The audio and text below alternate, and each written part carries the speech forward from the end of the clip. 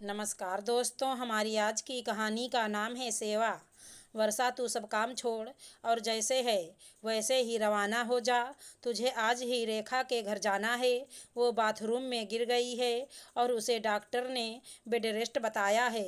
तू चली जाएगी तो उसका ध्यान रख लेगी। वो छोटे बच्चों के साथ कैसे सब मैनेज करेगी? मोहनी जी ने आदेश देते हुए कहा।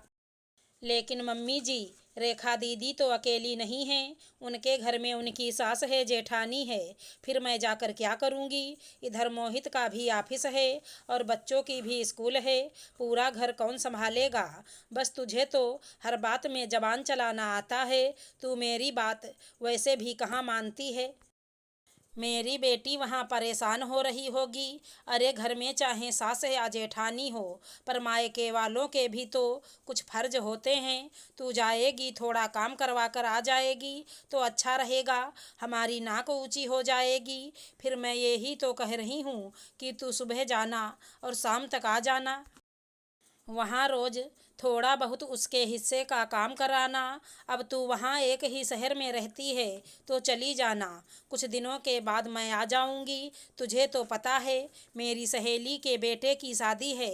मैं ना जाऊँगी तो बुरा मान जाएगी। वर्षा के पास कोई विकल्प ही नहीं था। उसने मोहित का टिफिन बनाया और बच्चों को स्कूल छोड़ा। घर जैसा था वैसे ही रहने दिया। ताला लगाकर स्कूटी से अपनी ननद के घर चली गई। घर भी 7 किलोमीटर दूर था। वहां जाते ही देखा कि रेखा दीदी बिस्तर पर लेटी हुई हैं। घर की मेड काम कर रही है। उसके जाते ही रेखा दीदी ने पानी को नहीं पूछा, बल्कि ये आर्डर दे दिया कि भाभी 1 गिलास पानी ले आओ और चाय बना दो। अपनी बहू की भाभी को आता देखकर सास और जेठानी ने भी काम छोड़ दिया। चाय से शुरू हुआ सफ़र रात के खाने पर ख़त्म हुआ। वर्षा ने सबको खाना खिलाया और अपने घर आ गई। रात हो गई थी। बच्चों को उसकी सहेली ने रख लिया था, पर पता नहीं बच्चे दिन भर कैसे रहे होंगे। ननद के ससुराल सारा काम निपटा कर आई, पर किसी ने ये नहीं कहा कि बच्चों और मोहित के लिए खाना लिए जाओ। वहां जाकर खाना बनाने में देर हो जाएगी। वर्षा ने भी आते ही खिचड़ी चढ़ा दी। अब तो रोज सुबह होते ही सासू माँ फोन कर देती और वर्षा को रेखा दीदी के घर जाना ही पड़ता। रेखा दीदी भी बिस्तर पर लेटे लेटे रोज ससुराल वालों के लिए नए पकवान बनाने को कहती। 5 दिन तो वर्षा चली गई, पर शनिवार को वर्षा ने जाने से मना कर दिया, क्योंकि बच्चों और मोहित की छुट्टी रहती है। हाँ तो अच्छा है, जो छुट्टी रहती है तो तू तो खाना बना कर रख जा। देख बहू, हम लड़की वाले हैं और रेखा के ससुराल जाकर उसके हिस्से का काम करना अब तेरी जिम्मेदारी है। मैं सहेली के बेटे की शादी होते ही आती हूँ।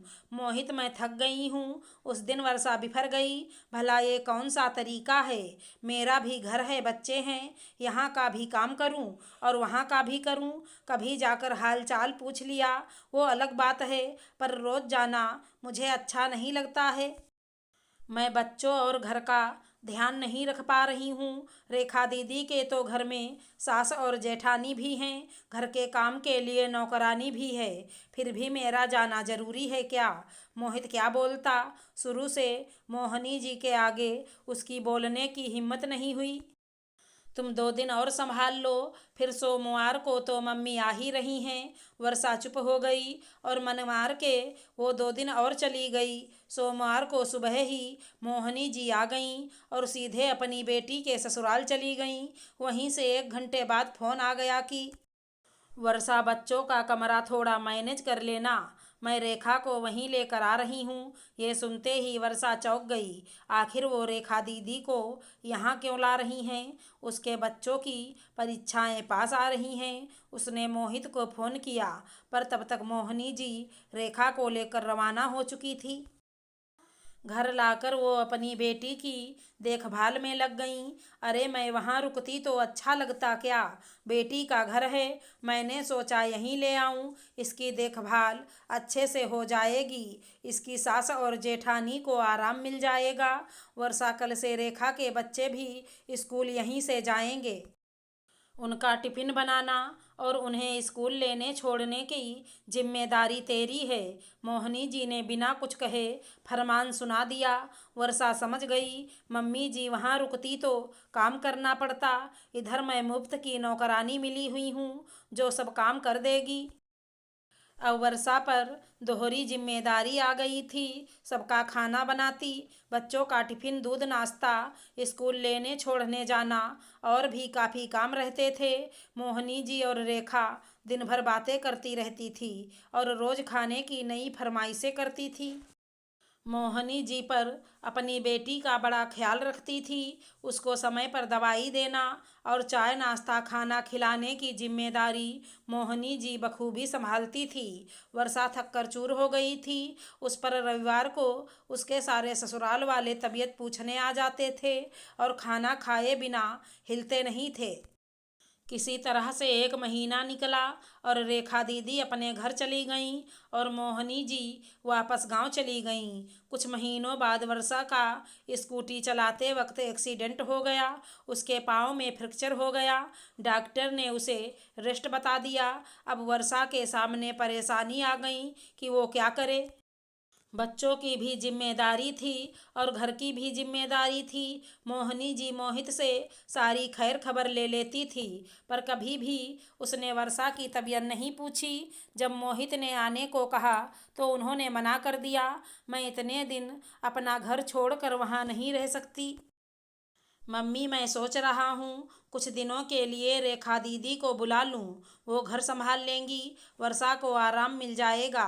अरे मेरी बेटी, तेरी पत्नी की सेवा करने क्यों आएगी? उसके भी घर परिवार है। ऐसा कर, तू दिन भर के लिए कोई काम वाली रख ले। मम्मी, मेरी इतनी तनख्वाह नहीं है जो मैं दिन भर काम वाली रख सकूं। मोहित ने कहा। अच्छा तो तू बहू की माँ। अरे बहू की माँ कैसे आएगी? वो तो खुद बिस्तर पर ही रहती हैं। देख ले बेटा, तुझे जैसा करना है, मैं तो नहीं आ सकती हूँ। गांव में कथा चल रही है, मैं तो रोज सुनने जाती हूँ। धर्म का काम छोड़कर नहीं आ सकती हूँ। मोहिनी जी ने यह कहकर फोन रख दिया। मोहित बड़ा हैरान था।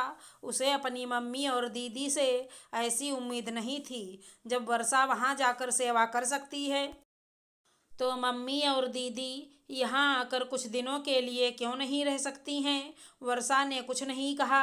उसने ऊपर के काम के लिए मेड रख ली और खाना वो और मोहित मिलकर बना लेते थे। वर्षा सब्जी साफ करके काट देती थी और मोहित रोटी बना देते थे। बच्चों के लिए बस लगा ली थी। बच्चे खुद अपना काम कर लेते थे। 1.5 महीने बाद सब ठीक हो गया। वर्षा फिर से अपना काम करने लग गई थी। मोहिनी जी एक दिन मंदिर से लौट रही थी तो एक गाय ने उन्हें टक्कर मार दी, जिससे उनके हाथ में फ्रैक्चर हो गया और डॉक्टर ने उन्हें काम करने से मना कर दिया। मोहिनी जी ने वर्षा को फ़ोन लगाया तो वर्षा ने फ़ोन स्पीकर पर डाल दिया।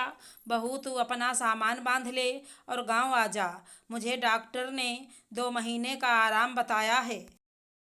परेशानियां हमारे घर से जाने का नाम ही नहीं ले रही हैं। पहले रेखा को घेरा, फिर अब तेरी सास पर आ गई हैं। ये सुनकर वर्षा का पारा चढ़ गया। मम्मी जी, जब मुझे आपकी ज़रूरत थी तब आप आई नहीं। आना तो दूर, आपने एक बार भी मेरी तबीयत नहीं पूछी।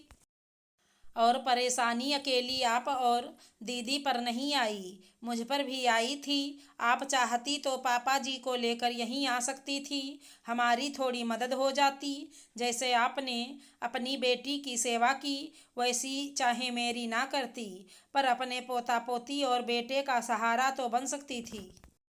आपका दिल आपकी बेटी पर है और आपकी जिम्मेदारी भी अपनी बेटी के प्रति है। तो सासू माँ, आप सेवा के लिए भी अपनी बेटी को ही बुला लीजिए। देख ले, तेरी पत्नी को जरा भी शर्म नहीं आ रही है, अपनी सास से कैसी बातें कर रही है। क्या बहू का फर्ज नहीं है वो अपनी सास की सेवा करे? मम्मी, वर्षा कुछ गलत नहीं कह रही है। वो गांव नहीं आएगी। मैं कल अकेला आ रहा हूँ। आप कहें तो रेखा दीदी को साथ ले आऊँ। आप उन्हें फ़ोन करके आने को कह दो। मोहिनी जी की बोलती बंद हो गई, वो कुछ कह ना पाईं। अगर हमारी कहानी पसंद आई हो तो चैनल को लाइक शेयर सब्सक्राइब करें। धन्यवाद दोस्तों।